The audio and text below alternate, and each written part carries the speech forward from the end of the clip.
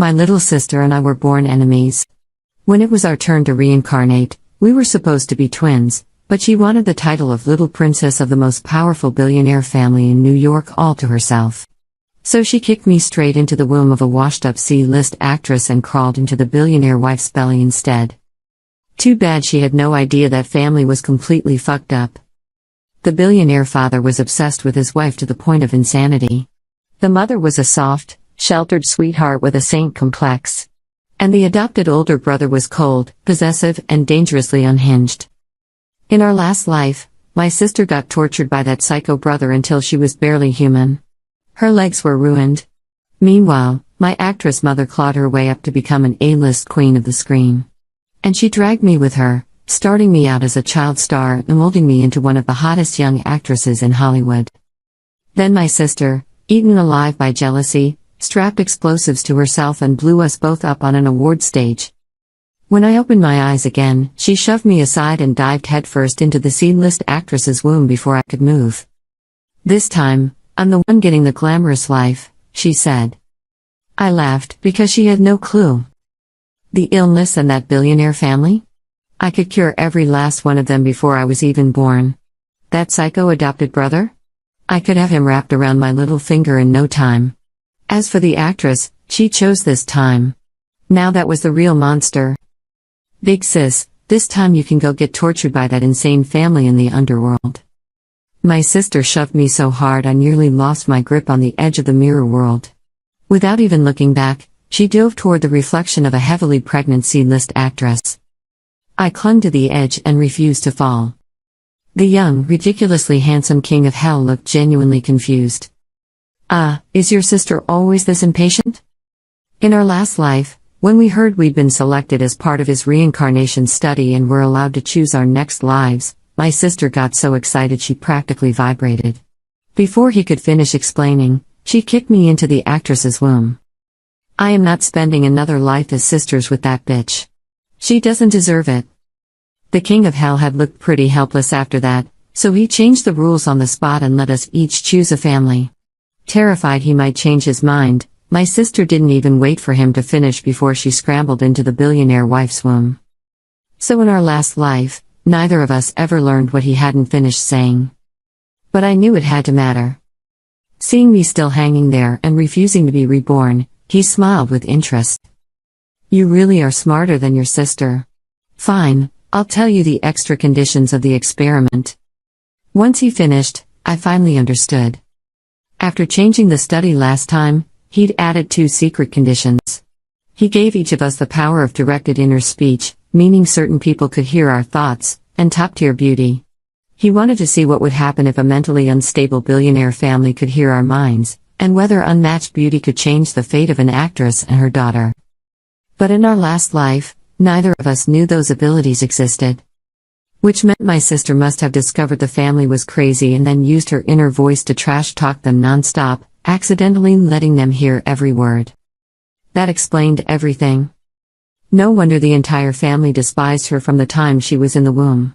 No wonder the adopted brother ended up breaking her. And me? I'd used my god-tier looks to become a rising star under my actress mother's relentless training. But behind all the glitter was a bottomless hell. I stared at the actress's swollen belly in the mirror and smiled coldly. "Congrats, little sister. You took my place in hell?" This time, I'd use my mind-reading gift properly. I'd start hustling from the womb. I'd make that billionaire family treasure me. "Thank you, Your Majesty." I gave the king of hell one last grateful look, let go, and dropped into the billionaire wife's womb. "What do you mean? The cord is around her neck? If we do a C-section, my wife could be at risk." The delivery room erupted with the roar of my father, the billionaire. "Do something. Save my wife first. If anything happens to her, I swear this whole hospital's going down with her." Inside the womb, I sighed. So this is my billionaire alpha dad. He really loves my mom. Damn, he's loyal as hell. Mom seriously hit the jackpot marrying a man like this. The second my thoughts landed, both my raging father and my screaming mother froze. They stared at each other in shock. I smiled. So they really could hear me. This gift was amazing. And even better, it was targeted. Who heard what was entirely up to me? In my last life, my sister had no clue she had this skill. At the beginning, her thoughts were broadcast automatically to the whole family. So when she heard the billionaire say, "Save the mother, not the baby," she'd exploded in the womb. What kind of brain-dead rich asshole says that? Pretending to be some devoted husband. Fake as fuck. Save the wife, not the kid? That he's already got mistresses outside with a whole litter of bastard babies. Naturally, that nearly started a full-blown war between husband and wife right there in the hospital. My father had practically fallen to his knees swearing loyalty before he calmed my mother down. When my sister was born, he didn't even look at her. He just held his wife and cried, "Baby, you scared me to death." And my sister, stupid to the end, had kept sneering in her head. "I'm supposed to be your baby, asshole. You can't even fake it right." And wow, this old fat hag actually believes him. Look at her. She really thinks she deserves to be Mrs. Billionaire. That did it. Dad's face had gone cold, and he'd ordered the nurses to take her away. Mom started seeing her as some kind of demon daughter who'd come to compete with her. A debt collector. A curse. They hated her before she was even born. But me? I was going to make them adore me for real. A lovesick husband and a sweet, gullible mom. Easy work. I sent out another wave of thought. Oh no. Why are my big kitty daddy and mama crying because of me? I can't let them cry. I have to try harder. Then I rolled around in the warm amniotic fluid, turned toward the ultrasound, reached out my tiny hand, and grabbed the cord. 1 loop, 2 loops. I worked it off my neck. There. Bad cord gone. Don't cry. Daddy and mommy, baby fixed it. My parents stared at the screen in stunned disbelief. Doctor, look. Is the cord off? The medical staff rushed over, voices trembling. Mr. Carter, Mrs. Carter, this is a miracle. Your daughter must be connected to you in the deepest way. She moved the cord herself. She's an angel baby. Congratulations. My parents burst into tears and held each other. Dad waved his hand grandly. Bonus everyone $100,000 each. Every doctor and nurse in the room looked ready to kneel. 1 second he'd threatened to bury the whole hospital. The next, he was showering them in money. All because of me. Then, from the delivery room next door, I heard a familiar shrill scream. What do you mean, labor complications? Get the best doula in this hospital right now or I'll drag this place online and ruin you. The actress, right? In both lives, my sister and I had been born in neighboring rooms. So I sent a thought through the wall, aimed straight at her. Hey, little sis. You reincarnated before me, so why are you still not out yet? Oh, I get it. Seniority matters. I have to be born first. Ah. Doctor, it hurts. This little monster is kicking the shit out of me. Get her out. Perfect. She'd lost control exactly like I knew she would, thrashing around in the actress's womb in pure rage. The actress screamed and cursed the evil brat inside her. Meanwhile, I adjusted my position, got comfortable, and thought happily, Daddy, Mommy, your baby is coming. Then I kicked, twisted, and slid right out onto the delivery bed with a loud cry. The whole room was stunned. My sweet, clueless mother blinked in confusion. That was it? She's born? The nurses laughed in amazement. I've never seen a birth this easy. Congratulations, Mr. and Mrs. Carter, on your little angel. Mom scooped me up, laughing and crying at the same time. Ethan, look. The second I held her, she stopped crying. She's smiling at me. Dad choked up as he wrapped both of us in his arms. She's such a good girl. She couldn't bear to make you suffer. He named me Claire Carter, a pearl, a treasure, a gift from heaven. Then, right there in the hospital, he founded a charitable trust in my name and transferred 5% of the family company's shares to me. Sweetheart, this is Daddy's reward for you. I cheered internally. In the next room, my sister was busy tormenting the actress half to death. In the end, the actress couldn't take it and had to have a C-section. The whole hospital whispered that I was an angel baby and my sister was a curse. The actress didn't even look at her before having her carried away. Me, on the other hand, was placed right beside my mother's bed, where my father could keep staring at me like I'd personally descended from heaven. I was just about to drift off when a pale, handsome face appeared above me. Amber eyes. Cold, distant, quiet, and instantly familiar. The psycho-adopted brother, the one who'd nearly destroyed my sister in our last life. His name was Julian Carter. In our last life, he'd started out as the family's elegant, distant adopted son, the kind of boy who looked like he'd stepped out of a luxury ad campaign and never learned how to smile right. By the time he grew up, all that cold restraint had twisted into something darker. He was brilliant, ruthless, and terrifyingly possessive. My sister, with her pig brain and endless need to provoke everyone in sight, had gone after him again and again, humiliating him in public, isolating him at school, sneering that he was only a charity case living under the Carter roof. Later, when Dad handed the company to Julian because he was actually competent, my sister panicked and tried to get rid of him for good. She was the one who struck first. He was just the one who finished it. I looked up at him and thought, oh wow. He's even prettier in this life. My big brother is ridiculously handsome. Those eyes are insane. Why does someone this young already look so lonely? He froze. Just like that. A tiny crack appeared in his blank expression, so brief no one but me would have noticed. His gaze flicked over my face, searching, stunned, almost disbelieving. Mom noticed right away. Julian, look. Your little sister likes you. Dad laughed, still emotional from the birth. Come on, buddy. Hold her. Before he could protest, I stretched out my chubby little hands toward him and gave him the sweetest smile I could manage. Brother. Hug. The room went dead silent. Mom slapped a hand over her mouth. Dad's eyes nearly popped out of his skull. Did she just say brother? Julian's entire body went rigid as they placed me in his arms. He held me like I was made of glass, awkward and stiff and terrified of doing it wrong. But the second I leaned against his chest, I heard his heartbeat kick hard. He's scared, I thought softly, directing the words straight to him. He thinks if he gets attached to anything, it'll be taken away. He thinks he has to stay perfect and quiet and useful, or nobody will keep him. His breath stopped. I felt it. This boy had spent his whole life living politely inside other people's space. He was grateful, excellent, distant, and lonely enough to drown in it. No one had ever said it out loud. No one had ever looked straight at the wound inside him and touched it gently. So I did. Brother, don't be scared. I'm here now. You won't be. His arms tightened around me so slightly no one else noticed.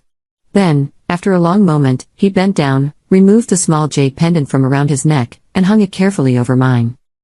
It was warm from his skin. Mom gasped. Dad stared. I knew what it was. In his last life, that pendant had been the only thing he had left from his late biological mother. He guarded it like a dragon guarding its last piece of sunlight. This is the only thing my mom left me, he said quietly. Now it'll protect my sister. The tips of his ears turned red the second the words left his mouth. Then he stepped back, grabbed a bottle, and awkwardly offered to help feed me, like he needed something practical to do before the world noticed he had a heart. I nearly melted on the spot. Yeah. This one's mine now, I decided. But gently. No poking the yandere bear. For the first month of my new life, I hustled harder than any adult executive.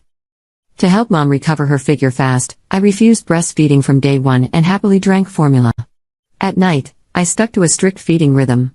If I got hungry, I rang for the nanny instead of screaming my head off and ruining my mother's sleep. During the day, I smiled at everyone, cooed on command, and started speaking absurdly early. Daddy. Mama. Pretty nurse. Cute auntie. I had the whole postpartum center wrapped around my finger before I hit 6 weeks old. People came from other floors just to see me. Every nurse said I was a genius baby. Every new mother wanted to touch my hand for luck. Dad strutted around like he'd personally designed me in a lab. Mom cried at least twice a day because I was too sweet for this world. Across the hall, my sister was also becoming famous. She had inherited the same top-tier beauty setting from the king of hell, and once she stopped screaming long enough to be looked at properly, people started calling her a porcelain doll. The actress finally began paying attention to her. She held her in front of mirrors, sang to her, admired her like a prized object. Then my sister did something stupidly flashy and clever. She hummed along. That sent the entire center into a frenzy. 2 prodigy babies under one roof. One speaking early, one matching melodies before she was even a month old. Everyone lost their minds. Anytime there was an event downstairs, my sister's mother dressed her up and carried her through the crowd like a trophy. My sister always made sure to look over at me with smug little eyes, as if to say, "See? I'm still winning." I almost laughed. A month later, the actress couldn't wait another second. She took my sister and left. I knew exactly where she was going. Same as last life. She was rushing off to find the mysterious sugar daddy who had been funding her apartment, wardrobe, and medical bills. Only he wasn't free to claim either of them. He was married, his wife came from real money, and once the actress showed up with a baby, he paid her off and threatened her into silence. Take the money and disappear, or both of you can disappear for real. In my last life, that rejection had turned the actress into something vicious. She took every ounce of rage, panic, and ambition she had left and poured it into me. She trained me like a machine. 4 hours of sleep a night. Acting lessons. Dance lessons. Voice lessons. Etiquette. Foreign languages. Expressions in the mirror until my cheeks twitched. If I got tired, I was lazy. If I cried, I was weak. If I got hurt, I was wasting her investment. Once, after days without proper rest, I twisted my ankle so badly during rehearsal that I nearly lost the ability to dance at all. She took me to the hospital, then live-streamed from the waiting room to harvest sympathy and industry connections. When I turned 18, she said it was time I repaid her for raising me and started pushing me toward powerful men in the business. By the time she became an Oscar-level actress, and I became the hottest young star in Hollywood, every bit of that glitter had been bought with my blood, my body, and my silence. So when my sister blew us both up on that stage, she never understood the truth. She thought she was dragging me to hell with her. She had no clue I was already exhausted enough to stop caring whether I lived or died. That was why, in the beginning, her life looked better. On mine, she became the adored little angel daughter of a rising actress. Meanwhile, I lived the soft, cushioned life of a true billionaire princess. The whole family treasured me. Dad spoiled me. Mom worshipped me. Julian loved me in that quiet, obsessive way that started small and grew roots everywhere. I clung to him constantly.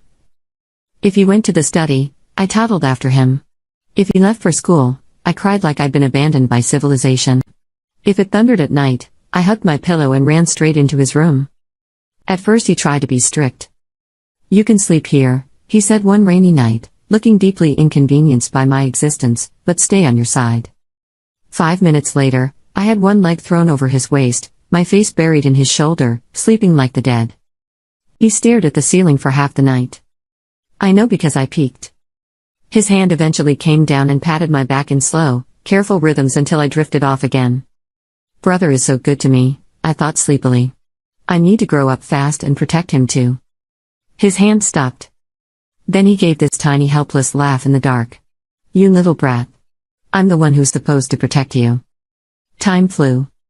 By 15, I was the pride of the entire Carter family. I excelled at everything. Piano, dance, painting, debate, languages, business instincts. But my biggest advantage was still my mind-speech gift. With it, I could quietly steer outcomes, warn people when something felt off, and help Dad avoid bad investments and spot incredible ones. The family fortune multiplied again and again. Our house got louder, happier, warmer. Even Mom's saintly softness became less fragile when she had all of us wrapped around her. One evening Dad threw an arm around Julian and me and laughed, "With you two around, I can finally retire in peace."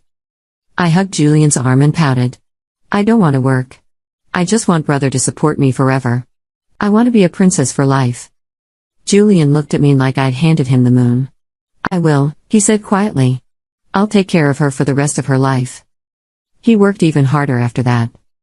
Meanwhile, I kept seeing headlines about my sister.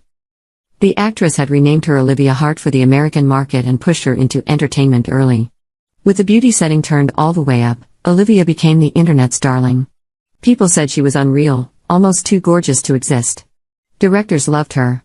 Camera lenses worshipped her. Her future looked limitless. The next time I saw her in person was at my 18th birthday party. She arrived on the arm of her mother in a gorgeous designer gown, beautiful enough to stop a room, but the second I got close, I saw it. The deadness in her eyes. The tension in her shoulders. That faint crushed look under all the polish, like something had been beating against the inside of her for years. When she saw me, standing there in a simple silk dress because I hadn't bothered going full princess yet, she lit up with malicious satisfaction and headed straight for me. "Claire," she said sweetly. "So this is how you've been living? Everyone says the Carters favor Julian more and barely pay attention to you. Doesn't look like billionaire princess life is all that glamorous." Before I could answer, a cold voice cut across the room. "Who exactly are you calling barely human or insane this time?" "Julian." Olivia's face went visibly pale. Trauma remembered him before her brain did. In our last life, she'd feared him more than death. She swallowed. I was joking. He ignored her completely, turned to me, and pulled a velvet box from his pocket. Inside was a diamond brooch shaped like a spray of winter stars. "I made it," he said, suddenly awkward. "Happy birthday, Claire." He pinned it to my dress himself, fingers careful and clumsy in a way that made my heart ache. Then, like he wanted to hug me but wasn't sure if he was allowed to in public anymore, he stepped back. I threw my arms around him anyway. "Thank you, brother. It's beautiful." His ears went red instantly. "I have to greet the guests," he muttered. "Mom and Dad have another surprise for you later." The second he walked away, Olivia's composure cracked. She grabbed my wrist. "Why is he so good to you?" I pulled free. "He's my brother. Why wouldn't he be?" "Then why isn't my mother like your mother?" She snapped, and the bitterness in her voice was so raw it almost startled me. Right on cue, her mother's voice sounded behind her, sharp as a whip. "What are you doing standing here? Come with me and say hello to Director Mason and the producers." Olivia flinched like she'd been burned. "I want to talk to Claire for one more minute." Her mother smiled at me because I was Ethan Carter's daughter, then dug her nails into Olivia's waist where no one else could see. "1 minute." Olivia's face twisted with pain. I looked at her and thought, so? It's bad already? Still, she lifted her chin. "I'm making my own money now. I have fans. A future. You think being born rich means you've won? One day I'll become bigger than you and grind you into the floor." I stared at her. Even now. Even after 2 lives. Still obsessed with beating me. Why can't you ever just live your own life? I wanted to ask. Instead I smiled. How? With talent? Or with the same dirty shortcuts you took last time? Her face went red. "You think you were pure? Last life you climbed up the same way." "No," I said softly. "That's the difference between us. I fought it until the end. You adapted fast and wore your suffering like a crown. A person's dignity lives inside them. You never had any." Her eyes filled with hatred so violent it was almost funny. "Enjoy your birthday," she hissed. "Julian's only pretending in public. I can't wait to watch him ruin you and throw you out of the family." Then she stalked off. The joke was, she wasn't entirely wrong. Julian was acting. He was always acting. He just wasn't pretending not to care. He was pretending to care less than he actually did. A while later, he pulled me into a dark private room off the ballroom, shut the door, and pinned me with that unreadable stare of his. "You're misbehaving," he murmured. "Do I need to punish you?" The air between us changed so fast my heart nearly stopped. His body heat, his clean sharp cologne, the faint cedar and resin scent that always clung to him, the look in his eyes that wasn't brotherly enough anymore no matter how hard either of us pretended, it all hit at once. "Brother," I said carefully, "what did I do?" He stepped closer and turned my face back toward him when I tried to look away. "I'll ask you one more time," he said. "Do you have something you're hiding from me?"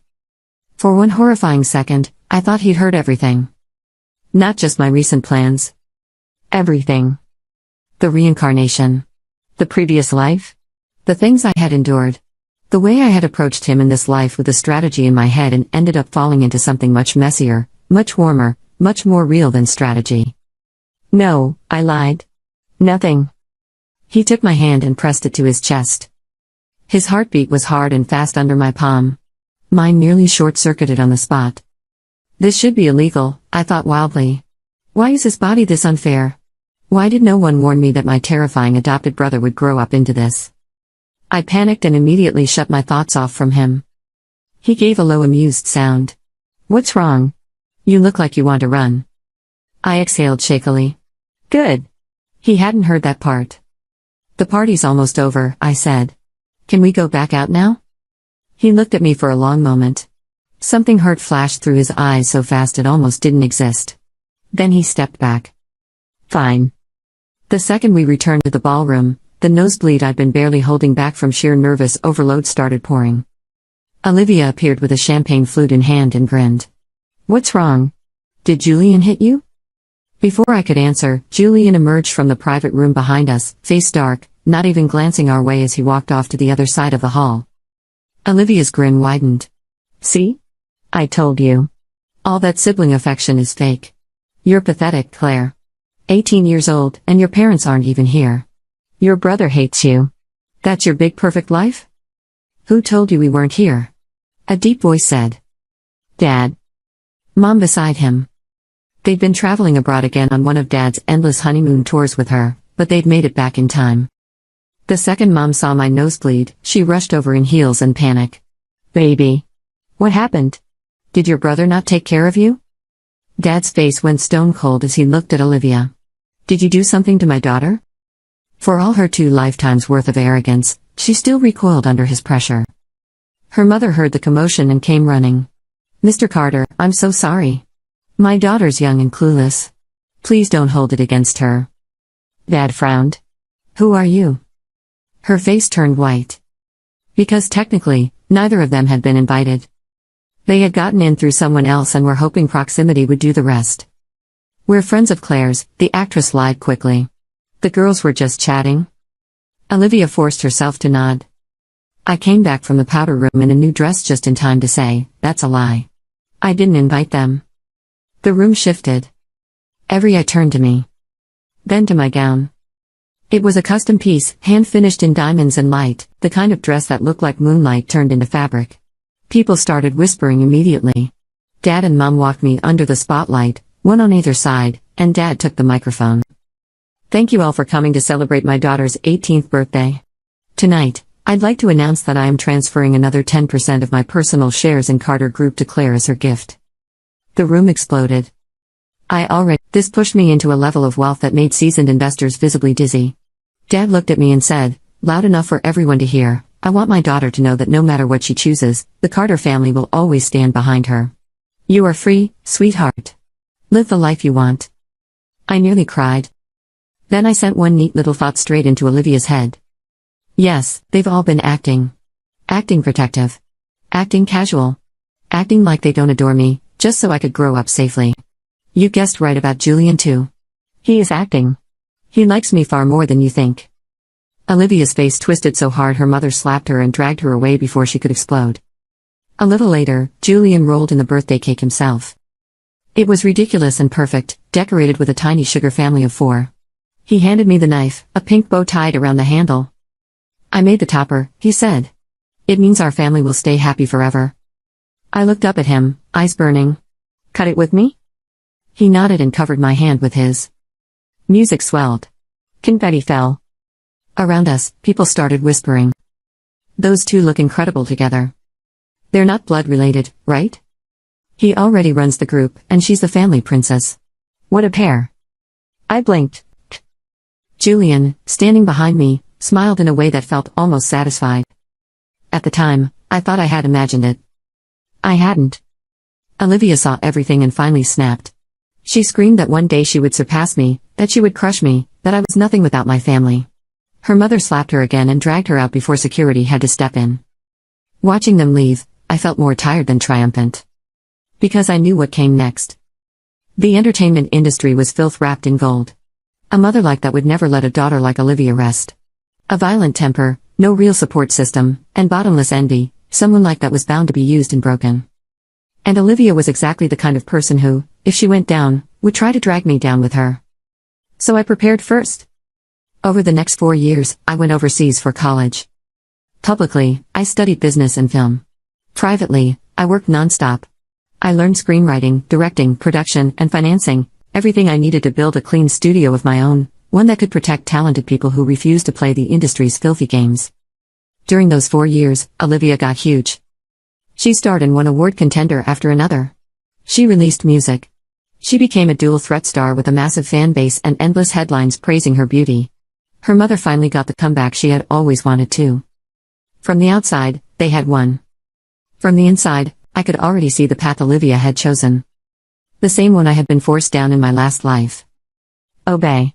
Smile. Endure. Rise. Julian, meanwhile, stopped pretending with me. He flew out to see me constantly under the excuse of checking on my little sister. Any guy who showed interest in me mysteriously disappeared after one conversation with him. Once, after driving off a perfectly harmless architecture student, he asked with forced casualness, "Do you like anyone?" I almost laughed. But the truth sat under my ribs like a bruise. After everything I had gone through in my last life, I felt damaged in ways I could never explain. Dirty. Unworthy. Not incapable of love, just terrified of being seen too clearly. So every time he asked, I smiled and said, "No. I don't like men, and I don't want to get married. Brother, will you support me forever?" There was always a flicker of disappointment in his eyes. Then he would nod. I promised I would. When I finally returned to New York for good, Olivia met me at the airport before my family did. Her fans had packed the arrivals hall, shrieking her name with their phones raised while security struggled to control the crowd. She saw me with my suitcase and smirked. "Look at that," she said. "I have thousands of people willing to do anything for me, and you don't even have anyone picking you up. Did the Carters finally realize you're useless?" Her fans started whispering. "Who is she?" "Oh my God, that's Claire Carter." "So Olivia even knows the fake billionaire princess? Wow, our girl really has connections." Then the insults started. Nothing vicious, just petty fan nonsense. Olivia glowed under it. I walked past her without answering. Outside, Julian was leaning against a black Maybach, waiting for me. The second he saw my face, his expression sharpened. "That actress's daughter threatened you?" He reached for his phone. "I can have her blacklisted by dinner." I tugged his sleeve and shook my head. "Not today. Take me home." "What did Mom make?" His eyes softened instantly. "Everything you like." When I got back, I found out Dad had almost retired from the company. He was still chairman on paper, but Julian had taken over nearly everything while Dad dragged Mom around the world on a second permanent honeymoon. I rested for 2 weeks, then brought up my studio plan. The entire family backed me without hesitation. "Do it," Dad said grandly. "If it flops, we'll cover it."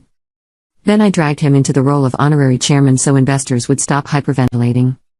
He immediately regretted opening his mouth, but Mom twisted his ear until he sat down and behaved. We started pulling in scripts, directors, and actors. One of the directors who showed strong interest was Mason Reed, the same man who had helped launch Olivia and her mother. Perfect. I let Julian say yes. The fish had bitten. A month later, Olivia and her mother landed the lead and supporting role in our first major project. They were ecstatic. They even invited everyone to dinner to celebrate. Dad did not want to go, but I got teary-eyed, and Mom dragged him there anyway. Julian came too because I looped my arm through his and refused to let go. At dinner, Olivia sat beside me and smiled into her wineglass. Funny, isn't it? We end up at the same table again. My acting impressed Julian so much even he agreed to cast me. At this rate, the gap between us is only going to keep growing. I took a sip. Growing how? Through talent? Or by sleeping your way up? She went rigid with fury. You don't get to judge me. In your last life, you rose the same way. No, I said. I fought until I couldn't anymore. You adapted quickly and learned to enjoy the applause. Don't compare us. Her voice dropped. Let's see how much self-respect you still have after tonight. When I stood to go to the restroom, the room tilted, right on cue. She caught me with fake concern and whispered, "Talking is easy. I want to hear what you sound like when no one can protect you." My limbs went heavy. I let them. She helped me upstairs into a guest room, smirking, then brought in several men. Mason Reed came in first, already excited, already reaching for me. "You're sure this is safe?" he asked. Olivia lifted her phone, ready to film. After tonight, nobody will protect her. Her father has problems of his own. Cold shot through me. They had not just targeted me. They had targeted my parents too. The men moved closer. Then the door exploded inward. Julian. Eyes red. Face murderous. He kicked Mason so hard the man folded. Security flooded in behind him and pinned everyone else to the floor. I threw myself into Julian's arms. I'm okay. I didn't really drink it. He cupped my face, breathing hard, then kissed my forehead. Don't ever scare me like that again. Dad, I started. Dad's voice came from the hallway, perfectly cheerful. Dad's fine, sweetheart. It turned out Olivia's mother had drugged Dad too and pretended to drink the same thing herself so she could drag him upstairs, create compromising footage, trigger a divorce, and destroy our family from the inside. 1 arrow. 2 kills.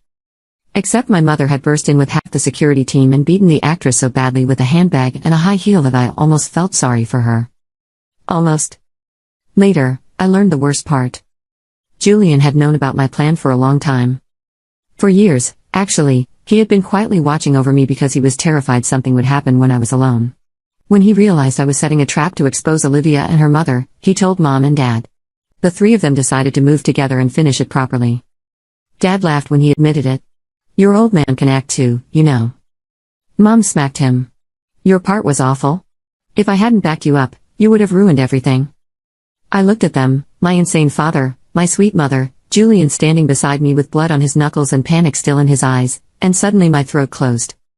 These people had loved me completely. Not because I manipulated them. Not because I was useful. Because I was theirs. Julian saw my tears and immediately panicked. I'm sorry. Are you mad I was watching you? I swear I won't do it again. I looked at him. Tell me the truth. When did you first realize something was wrong? He hesitated. Then, quietly, your 18th birthday. I put a listening device inside the brooch I made you before you left for college. I wanted to protect you. Ice flashed through me. Did he know everything? My reincarnation? My past? My shame? He seemed to read the fear on my face. Mom and Dad only know Olivia was planning to hurt you, he said. Nothing else. And Claire. His voice broke. No matter what happened before, you are the purest person I know. I just hate that I wasn't there earlier. That was it. That was the moment something inside me finally gave way. All at once, I understood the look on his face back in that dark room on my 18th birthday. He had not been angry because I had secrets. He had been hurt because he thought maybe all my sweetness toward him had been fake. So I grabbed his shirt, looked up at him through tears, and said the only thing that mattered. I really do like you. From the bottom of my heart. I was never faking that. His arms closed around me so tightly I could barely breathe. I know, he whispered. Olivia, her mother, and the men involved were all charged. Drugging, conspiracy, attempted assault, enough to bury them. Julian made sure the story stayed at the top of every feed for a month. The internet tore them apart. A surprising number of people became obsessed with me and Julian. They're not blood-related. They're gorgeous together. Sorry, I'm shipping this. Julian tried to pretend he hated those comments. He failed miserably. 3 years later, my script became a record-breaking global hit. My company was thriving. Dad kept trying to retire so he could drag Mom on an endless world tour.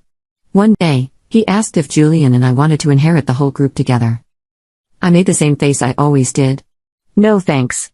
I just want brother to support me so I can do what I love. Julian looked at me with that soft, helpless devotion that still undid me. Done. Dad and Mom exchanged a glance. Then, in perfect sync, they said, so what are you waiting for? Propose already. I froze. Julian didn't. He took out a ring, got down on one knee, and held my hand like it was the most precious thing he had ever been trusted with. When I was younger, he said, voice low and steady, I was always alone. I never knew what it felt like to be needed, to be depended on. Then you came along and gave me something no one else ever had, your trust, your clinginess, your ridiculous dependence, your whole heart. That was the moment my life really began.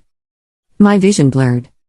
Before I came back to the country, he admitted, he had already confessed everything to Mom and Dad. Told them he wanted to marry me. Told them he wanted to take care of me for the rest of our lives. Dad nodded. We trust him more than anyone. Mom wiped her tears.